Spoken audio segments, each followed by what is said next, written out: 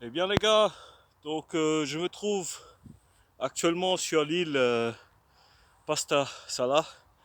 Et donc comme vous pouvez le voir derrière moi, c'est d'une splendeur.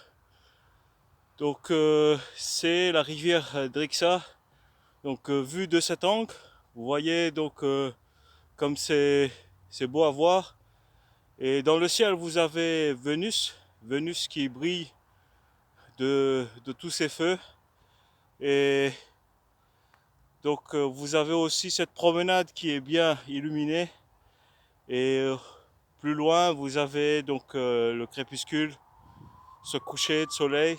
Donc on voit toujours bien sûr la lueur, la lueur du soleil. Donc euh, cette île est aussi une très belle île à visiter. Et donc je me trouve un peu dans le noir puisque je suis à l'écart. Mais sur cette île, vous avez plusieurs choses à voir. Par exemple, il y a des sculptures. Il y a aussi des sculptures, je veux dire des sculptures en bois, mais pas seulement.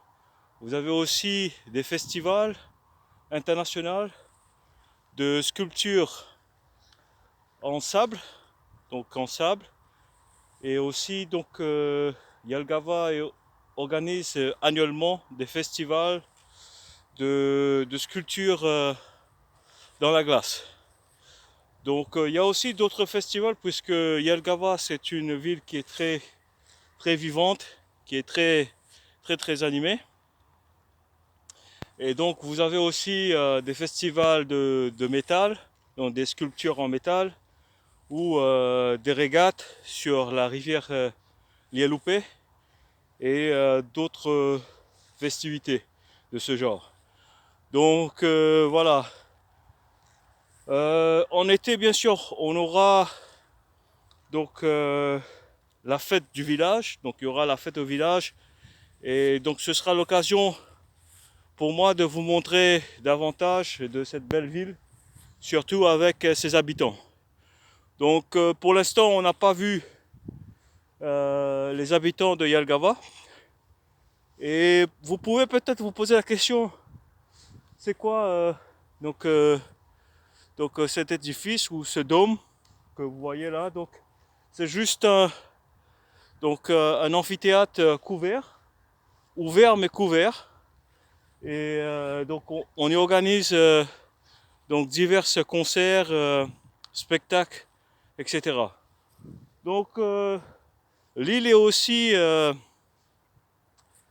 accommodée de d'un restaurant comme je vous ai montré la dernière fois. Pilsetas Elpa. Donc je crois que c'est un restaurant grill, grille pour des steaks et tout. Mais je pense aussi que c'est un peu gastronomique. Et sinon, vous avez aussi une patinoire qui peut être aussi transformée en piste de, de patin roulette ou de rollerblades. C'est donc quelque chose de polyvalent. Donc euh, un espace polyvalent qui peut être transformé euh, selon les saisons. Donc voilà, il y a la lune, euh, il y a le croissant de lune. Et je dois aussi dire que avec la nouvelle lune, c'est une très belle nouvelle lune. Et aujourd'hui, les amis ou les personnes de foi musulmane, ils fêtent l'Aïd.